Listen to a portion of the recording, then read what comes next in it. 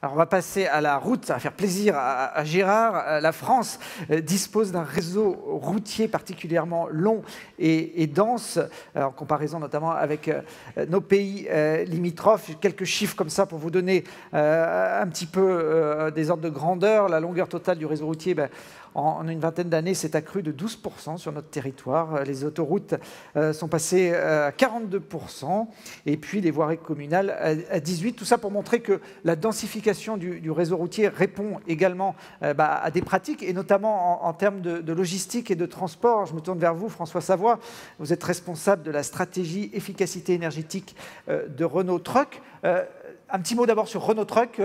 C'est une filiale de Renault qui fabrique des camions. C'est un peu rapide comme résumé ou...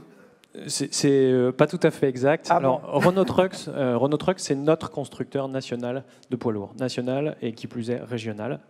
Renault Trucks, c'est une longue histoire qui a débuté en 1894 avec notre fondateur Marius Berliet, qui a créé donc la société Berliet, l'a développée. Une histoire qui s'est ensuite poursuivie avec Saviem, ensuite avec RVI, donc Renault Véhicule Industriel, qu'un certain nombre d'entre vous doivent connaître, et qui se poursuit donc aujourd'hui avec Renault Trucks, suite au rachat de RVI par le groupe Volvo donc en 2001. Donc Renault Trucks est aujourd'hui un des 7 constructeurs européens de camions. Nous sommes présents sur l'intégralité de la chaîne de valeur, c'est-à-dire que nous concevons, nous construisons, nous commercialisons et nous maintenons pour le compte de nos clients une flotte de véhicules complète, enfin une gamme de véhicules complète, une offre complète qui va donc de 3,5 tonnes jusqu'à 120 tonnes. Nous sommes présents en Europe, j'élargis à la Russie, également à la Turquie, mais également en Afrique et au Moyen-Orient. Renault Trucks, ça représente environ 1500 points de service dans le monde, et pour vous donner un ordre d'idée des volumes, ça représente 50 000 véhicules vendus par an. Donc l'intégralité de la conception et de l'assemblage de nos véhicules est réalisée en France, et c'est la raison pour laquelle Renault Trucks est un constructeur certifié d'origine France garantie, par le label Origine France garantie. Et pour vous donner un ordre d'idée sur l'impact économique pour notre territoire national, Renault Trucks, ça pèse aujourd'hui 8300 personnes en France, dont 1200 personnes en R&D, sachant que la majeure partie de ces effectifs sont répartis sur le territoire Rhône-Alpes, avec nos sites de Lyon et nos sites de Bourg-en-Bresse, le reste étant sur nos sites de Blainville-sur-Orme en Normandie. Alors, on a vu dans le début de cette émission des moyens de transport, on va dire, alternatifs pour les marchandises, mais on peut dire que la grande majorité aujourd'hui du transport de marchandises se fait sur la route par l'intermédiaire des camions. Absolument. Alors, on a touché cette problématique du doigt. Le transport de marchandises, c'est vraiment le système cardiovasculaire de notre économie. C'est un système qui est absolument vital pour notre économie, à la fois pour approvisionner les marchandises et à la fois pour évacuer les déchets. Il me semble important de rappeler à quel point le transport routier de marchandises joue un rôle clé dans ce système de transport, puisque aujourd'hui, 87% des marchandises circulent par la route en France, contre donc 10% pour le ferroviaire et 2% pour le fluvial. Le monde du transport routier de marchandises, grosso modo, s'articule autour de 2 parties. Une première partie qui est vraiment le monde de la longue distance, dont l'objectif et les enjeux sont liés à des objectifs de massification. C'est un monde aujourd'hui qui est très optimisé, avec des enjeux très forts sur l'optimisation énergétique et l'optimisation économique. Et effectivement, on a un deuxième monde, qui est le monde de la logistique du dernier kilomètre, que vous évoquiez, à juste titre, qui est un monde qui est beaucoup plus challengé aujourd'hui, pour reprendre des anglicismes, et qui fait face à un certain nombre de difficultés, avec un grand morcellement des acteurs et des difficultés économiques très fortes. Donc des enjeux aujourd'hui sur ce secteur qui s'articulent autour de la question de la flexibilité, de la versatilité, de l'agilité, avec un monde, et notamment le développement du e-commerce, qui est de plus en plus exigeant. Si le mode de transport, si le transport routier est aujourd'hui le mode de transport dominant pour les marchandises, c'est vrai que ce n'est pas pour rien, et on a évoqué cette problématique également. Aujourd'hui, c'est encore le seul moyen qui permet d'acheminer de grandes quantités de marchandises de porte à porte. Et c'est la raison pour laquelle, aujourd'hui, c'est effectivement le mode de transport dominant. Pour resituer tout ça dans le paysage énergétique, dans le paysage économique, pardon, le secteur du transport routier de marchandises pèse aujourd'hui 6,5 millions d'emplois en Europe. Et puis on peut dire que si le transport de marchandises s'arrête sur la route du jour au lendemain, la France est paralysée très, très rapidement. On l'a vu d'autres occasions pour les grèves. Alors, je rebondissais tout à l'heure, Gérard pointait du doigt les camions avec des vieux moteurs diesel qui polluent. J'imagine que, comme toutes les entreprises, vous êtes sensible à ces facteurs environnementaux. Dans le secteur des transports routiers, quels efforts vous faites pour vous adapter justement à ces nouvelles normes de notre société ? Alors, les enjeux aujourd'hui, ils sont multiples, ils sont effectivement environnementaux, et je reviendrai un petit peu plus en détail sur ce point. Mais le secteur du transport routier de marchandises est effectivement actif sur un certain nombre d'enjeux qui sont clés, je dirais, pour répondre aux besoins de notre société sur ce secteur-là. D'abord, des enjeux de productivité. Il faut savoir que sur les 50 dernières années, la vitesse commerciale, donc la vitesse qui permet avec des marchandises ou pour des marchandises de relier un point A à un point B, a été multiplié par 2. Ça, ce sont les enjeux de productivité. Je vais également évoquer des enjeux environnementaux, effectivement. La filière du transport routier de marchandises, et par le biais de la Commission européenne, a mis en place dans les années 90 une réglementation. Vous avez certainement tous entendu parler des normes Euro, dont nous sommes aujourd'hui à la 6e génération et qui contraignent les émissions polluantes du secteur. Ces normes Euro, depuis leur avènement, donc dans les années 90, ont permis une réduction des émissions de particules de plus de 97%. Et une réduction des émissions de NOx, donc d'oxyde d'azote, qui est un irritant et qui est un petit peu aussi porté sur le devant de la scène en ces périodes de pic de pollution, une réduction des émissions de NOx de plus de 96%. Donc effectivement, aujourd'hui, les dernières générations de motorisation n'émettent quasiment plus de polluants. Je préciserai également qu'il est important de savoir que les normes régissant les émissions polluantes qui s'appliquent aux camions sont différentes des normes automobiles. Aujourd'hui, contrairement à l'automobile, un constructeur de poids lourds a l'obligation de garantir, via des systèmes de contrôle embarqués sur les véhicules, l'obligation de garantir ces émissions pendant 7 ans ou 700 000 km. Donc évidemment, le poids lourd n'est pas, bien sûr, sujet aux mêmes polémiques, aux mêmes débats que peut l'être l'automobile, suite notamment à, vous connaissez toutes ces questions-là, avec notamment l'affaire Volkswagen. Les poids lourds ont aussi souvent une image un peu négative dans les accidents de la route, dans lesquels ils sont souvent impliqués. Là aussi, est-ce qu'il y a des efforts faits sur ce domaine ? Absolument, donc vous anticipez mes questions, et c'était effectivement le troisième point que j'allais aborder.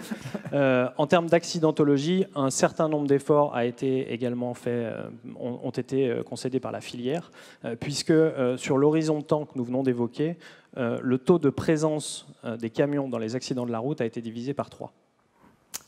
Voilà une bonne nouvelle. Renault Trucks s'inscrit dans cette transition énergétique qui est aujourd'hui active dans beaucoup de domaines. Concrètement, comment ça se matérialise ? Alors ça se matérialise par beaucoup de choses. On l'a dit, effectivement, sur le diesel, des efforts très très importants ont été concédés par la profession.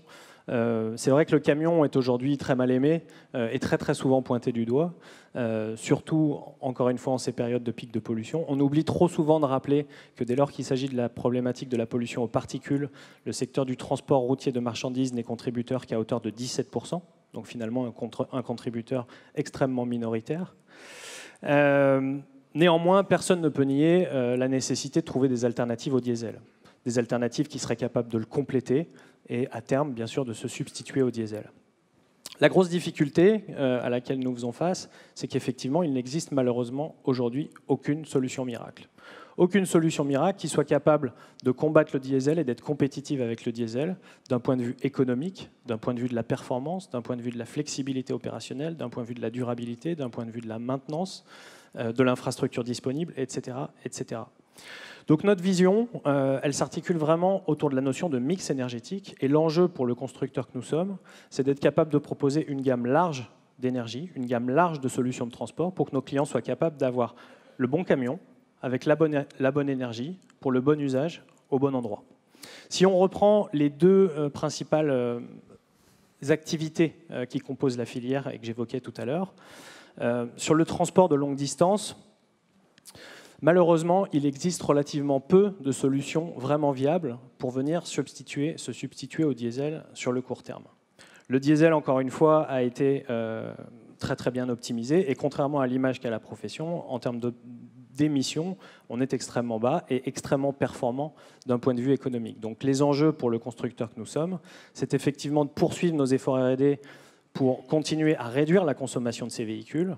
Et nous militons effectivement activement dans le sens d'un usage croissant des agrocarburants qui sont une opportunité conséquente pour réduire l'empreinte carbone de ces transports de longue distance.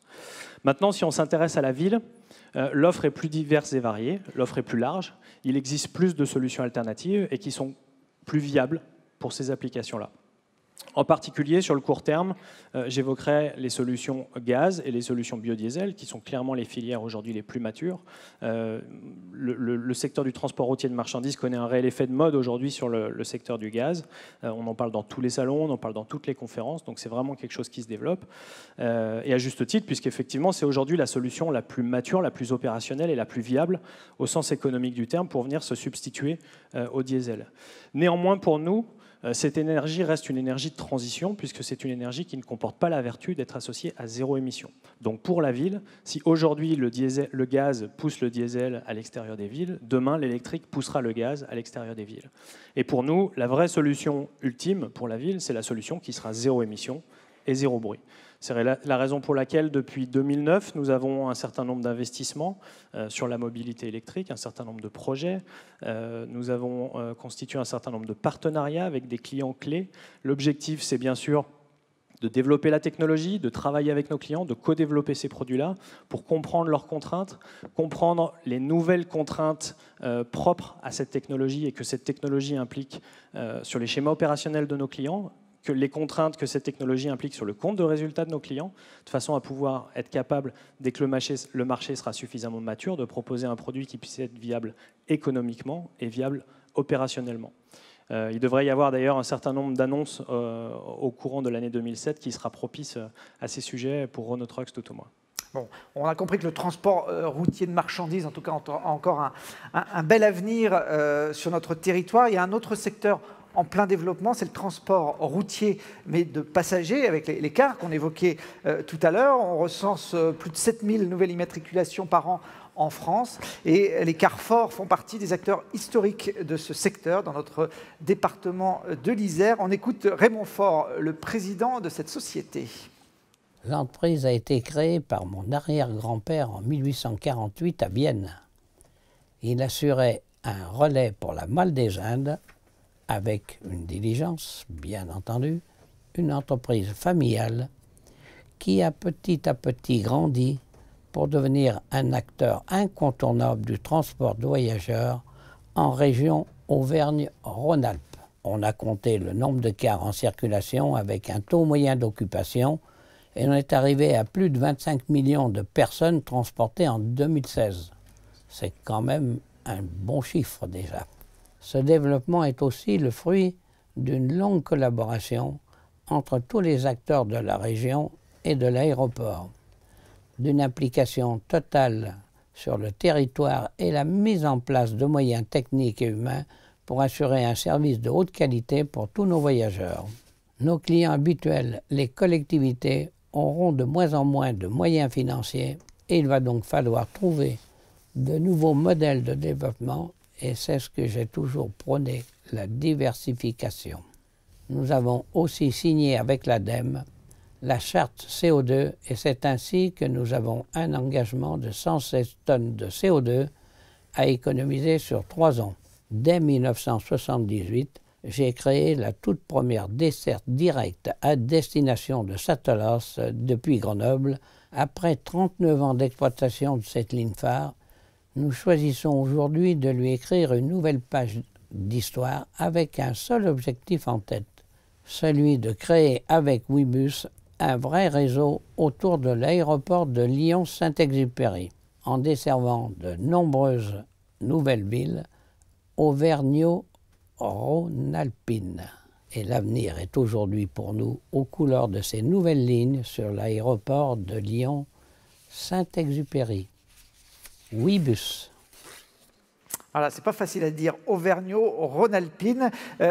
Gérard Felder, est-ce qu'il y a un... C'est beaucoup entraîné, Raymond Faure. C'est vrai. Vous avez eu... Et puis Satolas, pour les plus jeunes dans la salle, c'était l'ancien nom de l'aéroport de Saint-Exupéry. C'est extraordinaire. Enfin, je ne sais pas si tout le monde connaît Raymond Faure, mais c'est un personnage. C'est vraiment un personnage extraordinaire. Bon, il faut aller prendre ces cars quand vous voulez aller à Saint-Exupéry. Vous plongerez dans l'ambiance de cette entreprise familiale. Est-ce qu'il y a vraiment un avenir, Gérard, pour le transport de passagers par car? Il y a la loi Macron qui a boosté, ouvert un peu le marché. Oui, vous savez, c'est comme dans les pilotes, il vaut mieux un pilote plein qu'un réservoir vide. Et bien là, c'est pareil, il vaut mieux avoir un car plein qu'un train vide. Donc... au-delà oui, il faut bien descendre un peu l'atmosphère. Simplement, je dirais, il y a deux choses qui sont fondamentales. C'est que le car, c'est une nouvelle clientèle. Une clientèle low cost, c'est exactement comme l'avion. C'est-à-dire on permet des longues distances à des gens qui n'en ont pas forcément les moyens et qui n'ont pas forcément les moyens de se payer un TGV, parce que le TGV est presque aussi cher que l'avion, si ce n'est plus, quelquefois. Donc une nouvelle clientèle, donc un regain d'activité. Du point de vue de la sécurité, le car est à peu près, je parle du car pour les longues distances bien sûr, est à peu près à équivalence au kilomètre passager en termes de sécurité à l'avion et au train. Donc c'est une sécurité qui est quand même, on en a vu quelques accidents, mais c'est excessivement rare. Et puis, du point de vue consommation, ça dépend du remplissage, comme disait ce monsieur à l'instant. Si on remplit un bus, un car à 80%, on ne consomme pas plus que n'importe quel transport. Alors évidemment, quand on marche à l'électricité et à partir du nucléaire, sur le train, effectivement, on a du retard. Mais encore une fois, énergie et transport, c'est quelque chose qui est indissociable. Et puis, on verra au bout du compte qui sera gagnant. En tous les cas, le car a vraiment de l'avenir. Et puis, il y a des diversifications. Il y a par exemple, je citerai une société qui s'appelle LOR à Strasbourg, qui a été à l'origine du ferroutage ou des ferroutages. Ils ont constitué des petits modules qui s'accrochent les uns aux autres, qui a la capacité d'un bus en ville, mais qui peut se détacher pour en faire du transport individuel automatisé, autonome, et c'est assez intéressant. Il y a beaucoup d'innovations en France et on a une grande richesse de ce côté-là. Et on va se pencher sur un autre exemple d'entreprise locale qui dynamise ce secteur des transports. C'est la compagnie européenne de transport unique personnalisé. Si vous prenez les initiales, ça fait Setup, et elle réussit son développement en prenant compte justement des différents enjeux et des différentes demandes dans ce secteur. Le métier de Setup est de transporter des produits à forte valeur ajoutée aux yeux de nos clients, dans leur gestion industrielle de production ou de maintenance. Et donc, c'est de transporter 2 jours comme de nuit, 7 jours sur 7, tout type de produit, avec une obligation de résultat. Nous, aujourd'hui, c'est de ne pas casser, de ne pas perdre, de respecter les délais de nos clients. Et les délais de nos clients sont toujours des délais convenus. Le client ne peut pas nous imposer un délai. Ça veut dire que notre objectif, ce n'est pas de sous-traiter. C'est bien de garder en propre ce qui doit être fait pour que ce soit fait maison. Aujourd'hui, notre collectif, c'est près de 200 pilotes qui sont répartis sur le territoire national, qui sont proches de chez nos clients pour intervenir rapidement. Et nous avons donc 100% de nos salariés qui sont sous contrat français pour pouvoir permettre de rentrer dans tous les sites qui peuvent être sécurisés. Et surtout, c'est qu'on ne délocalise pas nos pilotes. Nos pilotes, nous les formons à notre siège à Saint-Égrève, puis ils repartent dans leur région et prendre leur service au départ de leur région. Donc ils participent à l'économie de leur région. L'avenir de Setup, ces 10 prochaines années, ça va être de continuer son développement organique, puisque aujourd'hui nous n'avons fait que du développement organique. Mais c'est aussi de s'ouvrir au développement externe. Donc nous avons besoin de grossir un peu plus vite ces 10 prochaines années que ces 10 dernières. Donc ces 10 prochaines années, c'est 80 millions d'euros de chiffre d'affaires, c'est 500 collaborateurs et c'est une ouverture sur le marché européen. Nous manageons Setup avec Jean-Pierre au travers de 5 valeurs. Ces 5 valeurs font vraiment partie de notre ADN. La première valeur de l'époque, je dirais, c'est notre valeur qualité. Aujourd'hui, notre première valeur, c'est la sécurité. En fait, qualité et sécurité sont 2 valeurs qui sont vraiment en parallèle. Quand on parle de la qualité, bien sûr, c'est la qualité de service, des missions que nous réalisons. Et quand on parle de sécurité des produits que nous transportons, nous parlons de la sécurité de nos pilotes, nous parlons de la sécurité des autres usagers de la route. Associées à ces deux valeurs, nous avons aussi 3 autres valeurs qui sont phares. Donc, c'est l'image. Pour nous, c'est très important que Setup ait une image très forte. Et bien évidemment, ensuite, le développement durable associé au développement sociétal. Au niveau du développement durable, nous avons investi, depuis des années, dans des véhicules propres. En 1992, on investissait déjà dans un véhicule au gaz. Et par la suite, on a investi dans des véhicules électriques et maintenant, plus récemment, dans des véhicules électriques à pile hydrogène. Et nous avons aussi investi pour nos commerciaux dans des véhicules bioéthanol. Nous avons passé un accord avec l'ADEME pour réduire nos émissions de CO2. Afin de mesurer ces émissions de CO2, nous avons un logiciel embarqué à bord des véhicules et quotidiennement, nous mesurons ces émissions de CO2. Il est fort à parier que dans le futur, les véhicules thermiques ne pourront plus rentrer sur les centres-villes et ce seront les véhicules propres qui rentreront, les véhicules propres uniquement. Donc effectivement, nous voyons pour Setup un avenir à ce niveau-là et nous espérons aussi que les constructeurs automobiles seront prolongés aussi l'autonomie des véhicules propres afin qu'au niveau national et international, on puisse rouler en propre. Je dirais que Setup effectivement a été à plusieurs reprises récompensé depuis 2013 par de nombreux trophées. Et c'est la preuve que nous sommes dans le vrai. Et l'idéal, effectivement, serait que l'économie, que tout le système économique mondial soit axé là-dessus. Et ça, vraiment, ce serait top pour nous tous, pour nos enfants, pour nos petits-enfants et toutes les générations à venir.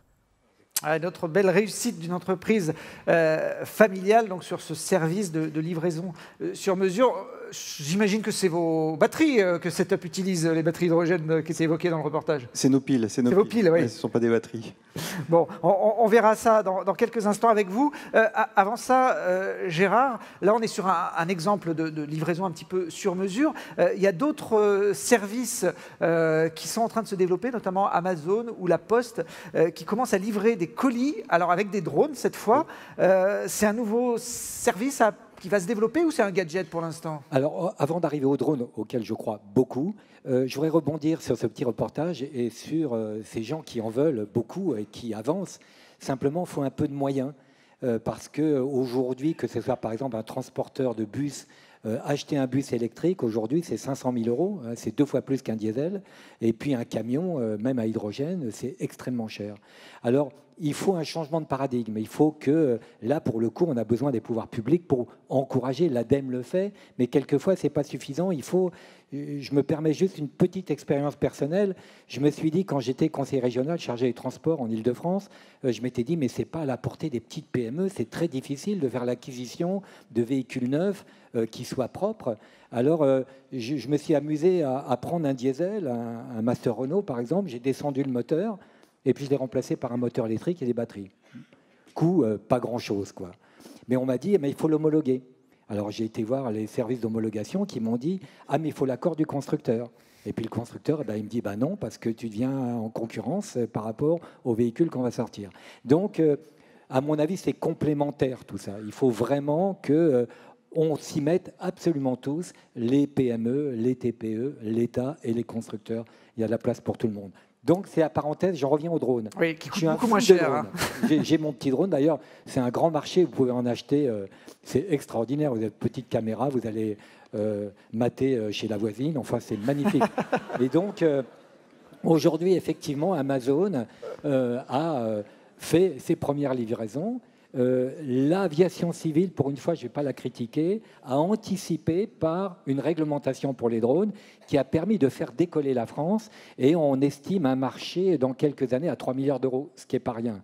Alors aujourd'hui, le drone, il est employé à 60-70% pour l'agriculture. Aller surveiller les vignes, les forêts, etc. Aller semer, récolter au bon moment, ça c'est les drones. Et de plus en plus, il y a des écoles qui forment les agriculteurs. Et puis, il y en a une partie qui est faite pour la surveillance des infrastructures. EDF pour les barrages, la SNCF qui a créé sa propre société de drones avec ses pilotes de drones. Et puis on le voit bientôt, des livraisons. Mais il ne faut pas trop rêver, on ne fera pas des livraisons en ville. Le survol du public est interdit, donc il y a une réglementation qui va suivre, mais on ne la verra pas pour les centres-villes, ce qui va poser un problème. Mais au moins, comme on le voit sur les images, en campagne, il n'y a aucune raison que ça ne se développe pas. En tous les cas, il y a un autre aussi produit auquel je tiens beaucoup par les drones. Je suis un des cofondateurs d'Aviation sans frontières. On emploie des pilotes bénévoles un petit peu partout dans le monde. Là où il y a des problèmes, eh bien, le fret humanitaire par drone, oui, c'est une réalité et c'est quelque chose qui sera très utile. Autre projet à mi-chemin entre la route et les airs, ce sont les projets de voitures volantes. C'est plus de la science-fiction, hein. La pop-up, par exemple, a été présentée au dernier salon de l'auto de Genève. Donc on pourrait voir ce type de véhicule prochainement en circulation? Oui, on le voit sur les images. Alors Airbus, ce qui est quand même étonnant, hein, il dépense des milliards en recherche et développement. Vous connaissez, dans les voitures, il y a les concept cars, et bien maintenant il y a les concept planes. Et bien on est capable d'imaginer, alors c'est comme James Bond, hein, là on voit que la voiture est accrochée sur une plateforme volante et elle se détache. Il y a un autre projet aux États-Unis, malheureusement, je n'ai pas les images à vous montrer, j'ai piloté ça, c'est une voiture volante, alors carrément, ce sont les ailes qui se déploient et qui se replient, et la voiture se transforme en avion, et quand elle arrive, eh bien, elle se transforme en voiture, et même, elle va plus loin que ça, parce que c'est comme ici, ce sont des rotors basculants, c'est-à-dire ça se pilote comme un hélicoptère, et l'objectif, c'est le MIT à Boston, ça va pousser très loin, c'est de faire des véhicules autonomes, c'est-à-dire un taxi volant en quelque sorte. Sans pilote. Alors les véhicules autonomes sur route existent déjà, ils sont en test depuis plusieurs années. Ça aussi, c'est une évolution qui devrait arriver sûrement plus rapidement que la voiture volante. Ça existe déjà. Je veux dire, Valeo, par exemple, qui est une société française, est à la pointe mondiale dans ce domaine. C'est elle qui a inventé le parking automatique. Vous lâchez votre voiture, elle va se parquer toute seule en sous-sol, etc., etc.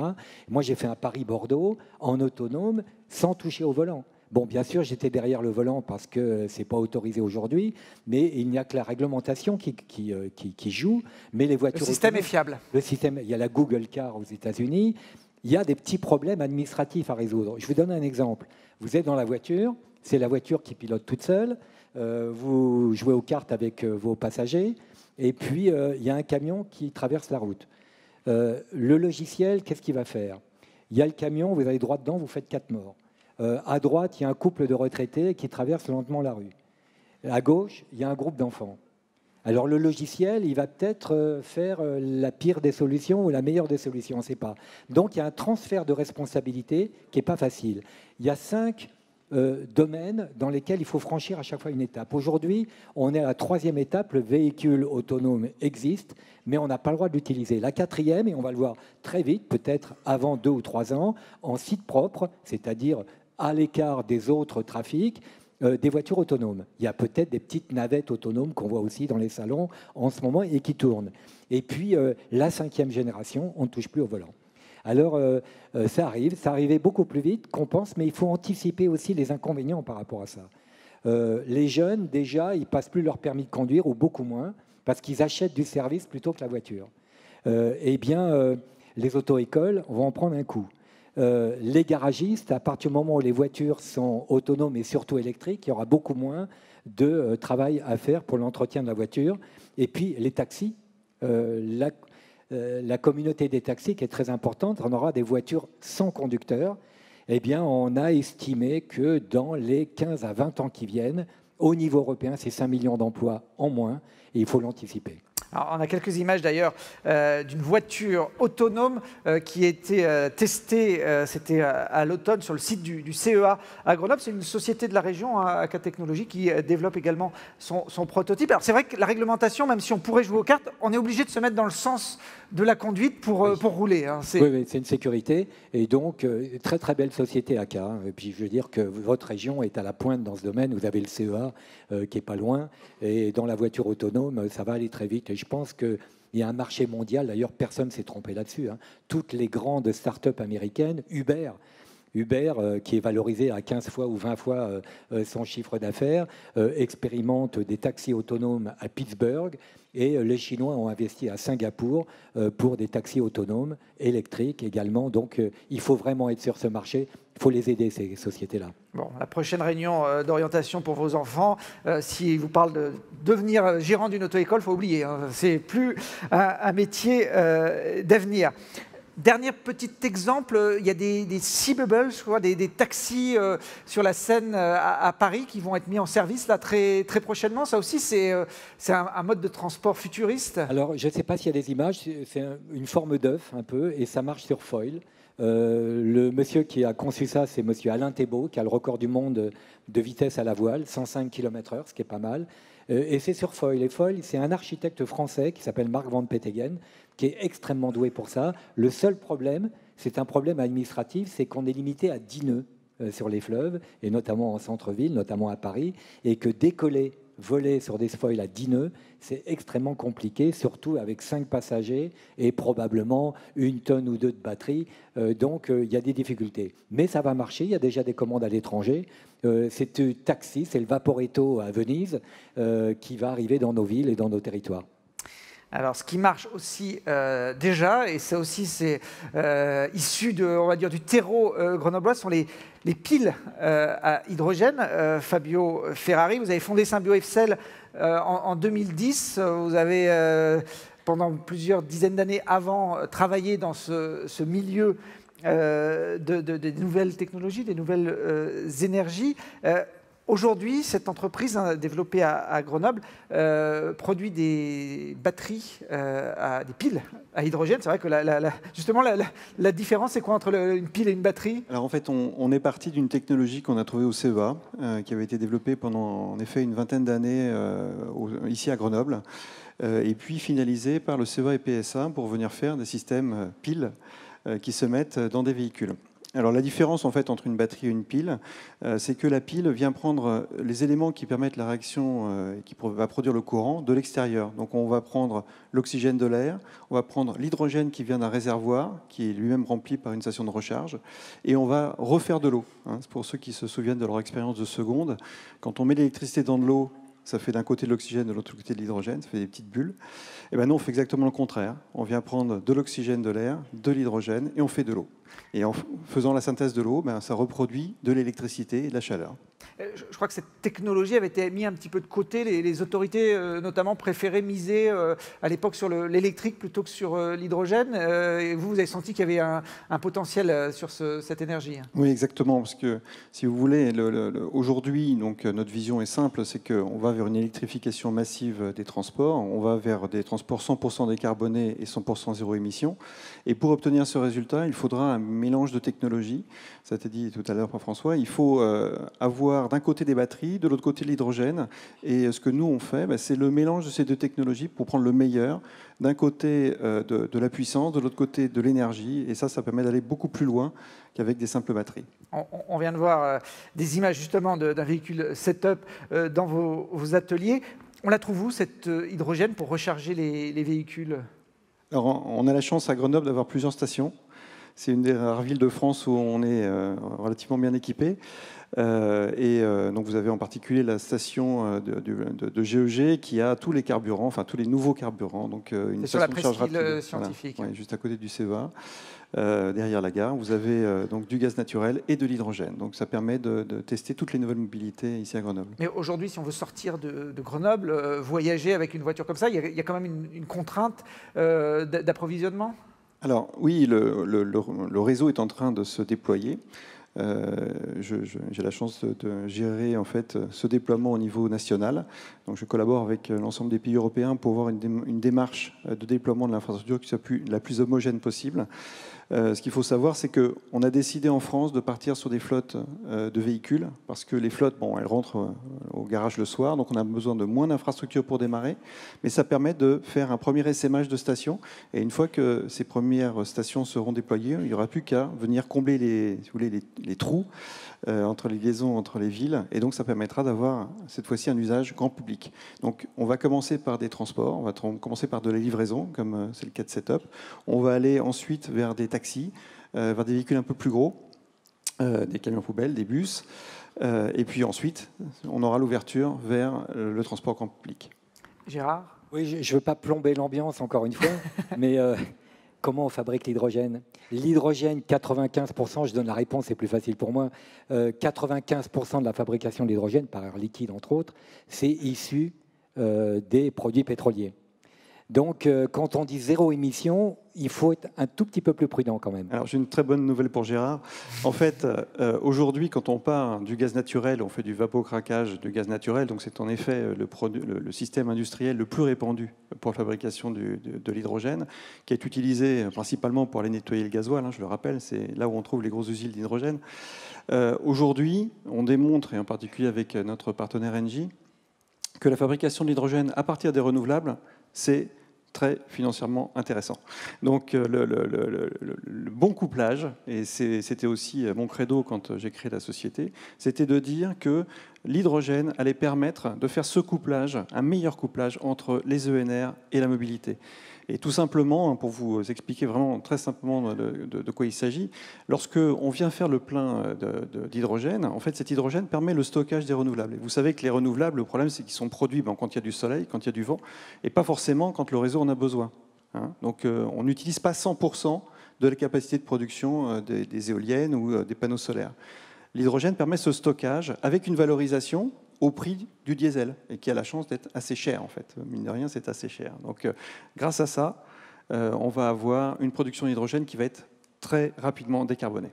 Alors, je rajouterais qu'en Allemagne, qui ont pris de l'avance par rapport à la France, par rapport à ça, ce sont les éoliennes de la mer du Nord, qui tournent à 5000 heures par an, ce qui est pas mal, qui fabriquent l'hydrogène. Donc là, on peut parler d'énergie propre. Et ils utilisent les gazoducs pour transférer l'hydrogène. Bon, une station d'hydrogène, en gros, c'est 1 million d'euros quand même.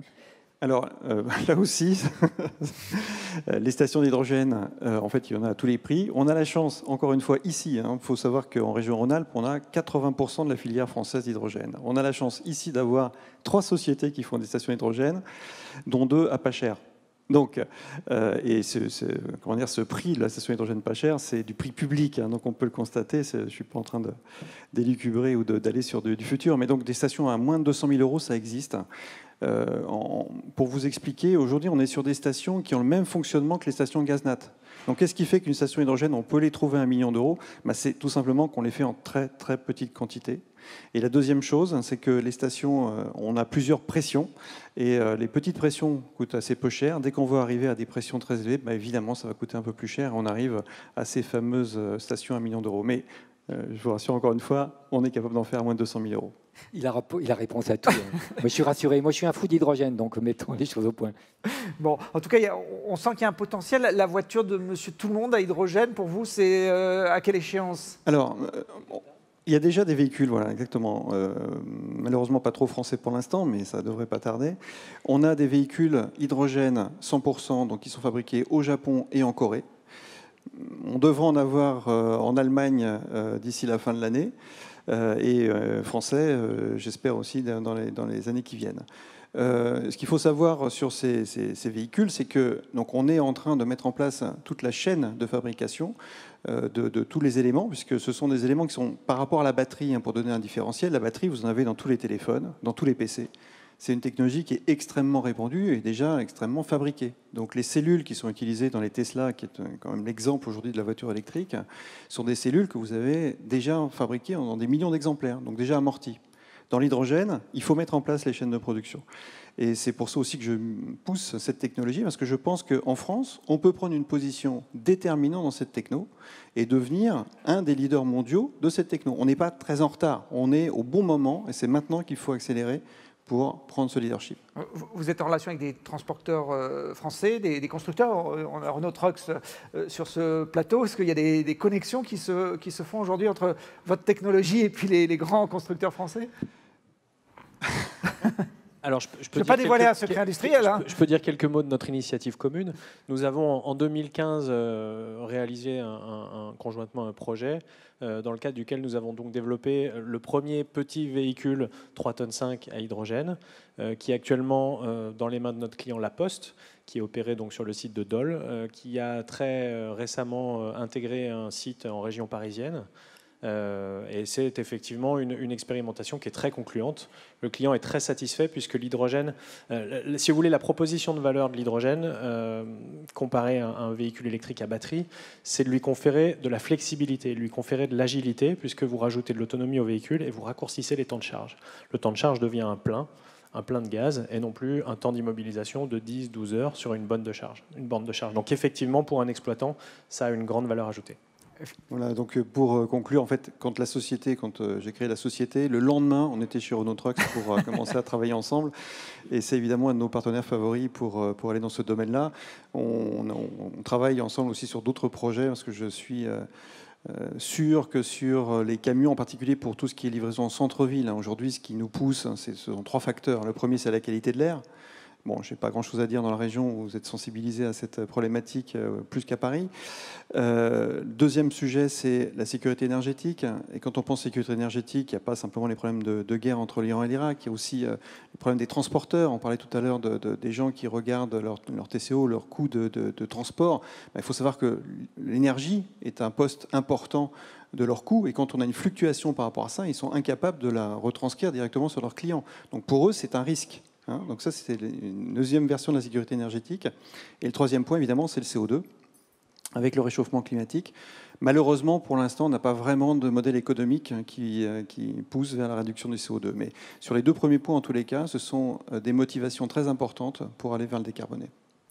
Philippe Bernand, pour conclure sur ce sujet de l'hydrogène. Juste pour info, donc, au Japon, par exemple, sur l'aéroport d'Osaka, il y a une filière qui s'est développée autour de l'hydrogène, où l'aéroport s'est doté effectivement de centrales à production d'hydrogène pour alimenter en fait l'ensemble de la flotte de véhicules d'utilitaires qui en fait desservent la plateforme. C'est un sujet qu'on a regardé, nous en tout cas à Lyon, pour toutes les navettes qui distribuent les parkings et qui permettent de ramener les passagers au contact des aérogares. Je pense qu'honnêtement, il ne faudrait pas forcément grand-chose pour que ça s'accélère très nettement dans ce domaine-là. Un petit coup de pouce des pouvoirs publics. On n'est pas très loin, là. On n'est vraiment pas très loin. Alors sans dévoiler des grands scoops, nous on est persuadés, quand je dis nous, c'est Engie, Michelin, Symbio, que la région Rhône-Alpes est vraiment un territoire d'expérimentation extrêmement intéressant pour cette technologie. Encore une fois, 80% de la filière est ici. On a Grenoble, où on a la chance d'avoir déjà les premières stations installées. Lyon, on a une première station au Port-Édouard Herriot, on devrait en avoir d'autres. On accélère et on travaille en ce moment pour avoir un plan de déploiement massif sur la région. Allez, pour finir, on ne pouvait pas parler de transport ici à Grenoble sans évoquer l'un des leaders mondiaux du transport par câble, l'entreprise Poma, dont le siège historique est installé chez nous en Isère. On va écouter Jean Souchal, le président de l'entreprise Poma, qui nous parle de cet autre moyen de transport d'avenir, notamment en milieu urbain.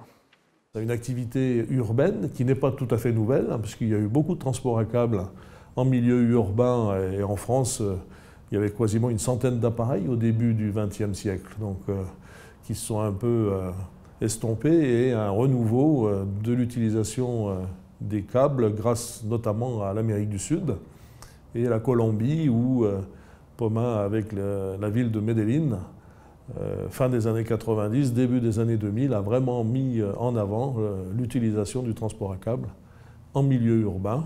Et depuis, le monde se développe autour de ça, jusqu'à arriver en France, notamment avec les projets de Brest le premier, bien sûr, mais aujourd'hui de Orléans et de Toulouse, qui sont 2 gros projets. Le transport à câble en milieu urbain a évidemment un certain nombre d'avantages. D'abord, il n'est pas en concurrence avec les autres systèmes de transport, et ça, je crois que c'est important de le dire.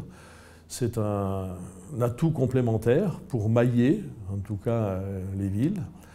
Et il y a des endroits où il n'a pas de compétition. Quand il s'agit de monter, par exemple, sur les bords de vallée, il est évident que le câble, c'est tout à fait gérer la problématique de montée. Quand il s'agit de passer au-dessus de rivières, passer au-dessus d'autoroutes, de lignes de chemin de fer, évidemment, on a des systèmes qui sont beaucoup plus souples que d'autres systèmes. Donc il faut vraiment voir le transport à câble comme un complément multimodal, finalement, dans la mobilité urbaine. Et c'est comme ça qu'on essaye de vraiment montrer la justesse de ces utilisations. Et on l'a bien vu par exemple en Amérique du Sud. C'est un vrai succès parce que ça permet à des grands pans de population de se raccorder finalement à la vie sociale. Je peux penser à Rio, dans le Complexo d'Alemão, on peut penser à Medellín, on peut penser à Santiago du Chili, il y a beaucoup d'exemples où c'est des dizaines de milliers de personnes qui, du coup, sont reliées à un système de tram, à un système de métro, et qui se retrouvent au centre même de l'activité économique des villes. Et ça, c'est un grand plaisir parce que ça donne un vrai sens à ce qu'on fait dans un cadre éco-responsable, parce qu'à la fois, c'est des systèmes qui sont des systèmes simples et qui sont avec peu d'empreintes, en tout cas sur l'environnement, et à la fois responsables parce qu'économiquement, ils permettent à toute une population, en tout cas, de pouvoir se développer, de grandir. Et puis, toute une partie qui est une partie de transport de matériaux. Alors, on connaît bien ça à Grenoble, bien sûr, puisqu'il y a le téléphérique pour Vica, mais on fait des réalisations un peu partout, notamment en Amérique du Sud, au Brésil, on a fait des installations sur plusieurs kilomètres pour transporter du minerai, ou que ce soit développement de l'Afrique. Le plus grand transport à câble d'Afrique fait plus de 80 km de long pour aller chercher du minerai de manganèse, par exemple, ou en Nouvelle-Calédonie et ailleurs. On a cette chance d'avoir une motorisation qui est plutôt de type électrique, donc qui n'amène pas effectivement de gaz de pollution et de CO à l'intérieur même de la ville, et qui permet, y compris sur le plan du bruit d'ailleurs aussi, d'apporter du confort à tous les voisinages, quels qu'ils soient. Avec tous ces atouts décrits par Jean Chouchal, Gérard, on se demande pourquoi le transport par câble n'est pas plus développé ici en France. Oui, c'est vrai. D'abord, moi j'ai fait le tour du monde des téléphériques, c'est mon truc, moi, aller voir les téléphériques, j'adore ça. D'abord, c'est une façon de voyager. Aller au boulot dans un téléphérique, c'est quand même autre chose que de prendre le métro. L'impression de partir au ski. Oui, voilà. Et puis, d'autre part, du point de vue du coût, c'est quand même 4 fois moins cher en investissement au kilomètre et 4 fois moins cher en exploitation qu'un tramway. Donc, il y a quand même des avantages financiers aussi. Et puis, on commence à en voir effectivement apparaître. À Paris, il y a Créteil, Villeneuve-Saint-Georges, parce que ça traverse les voies ferrées et la Seine. Et puis, il y a d'autres villes, on l'a dit, à Brest, ça s'est inauguré il n'y a pas longtemps. Et puis, il va y en avoir peut-être un deuxième à Grenoble. Mais en tous les cas, on a évoqué Toulouse. En tous les cas, moi, je suis frappé par l'innovation de cette société. Elle fait beaucoup aussi dans les petits métros aéroportuaires. Transport par câble, ça veut dire aussi rouler, pas seulement suspendu. Et je les vois un très bel avenir. Et c'est vrai que ça change aussi la vie des gens parce que c'est pas bruyant. Et puis, il n'y a qu'un seul moteur au départ ou à l'arrivée du câble. C'est pas chaque cabine qui est motorisée. Et puis, ça va faire plaisir à notre ami. Ils ont des cabines maintenant équipées avec des piles à combustible pour les climatiser. Alors, il y a un petit inconvénient, c'est que vous survolez des zones qui sont interdites, pour ne pas avoir à mater chez le voisin, justement, où on n'a pas le droit de survoler des écoles. Eh bien, à ce moment-là, on a des systèmes, ils ont inventé des systèmes qui opacifient partiellement la cabine, donc vous ne pouvez pas voir en dessous, et ça se reclarifie lorsque vous avez des zones autorisées. Donc, il y a beaucoup d'innovations, et puis c'est une tradition grenobloise qui perdure et qui a beaucoup d'avenir. Ouais, c'est vrai qu'il y a un projet de téléphérique urbain dans les cartons des élus de l'agglomération grenobloise. On verra dans les années à venir s'il voit le jour. On va essayer de ne pas faire de concurrence à la SNCF. On est déjà pas mal en retard sur cette émission. Donc je vais vous remercier tous les 6 d'être venus participer à cette table ronde. Je ne sais pas si vous repartez en avion, en bateau, en train, forcément en train ou à pied. Mais en tout cas, je vous souhaite une bonne route. Et puis on va se quitter pour cette 8e rencontre organisée par le Crédit Agricole Sud-Rhône-Alpes ici à Alpexpo avec un petit générique. Je vous remercie encore une fois d'avoir participé à ce débat.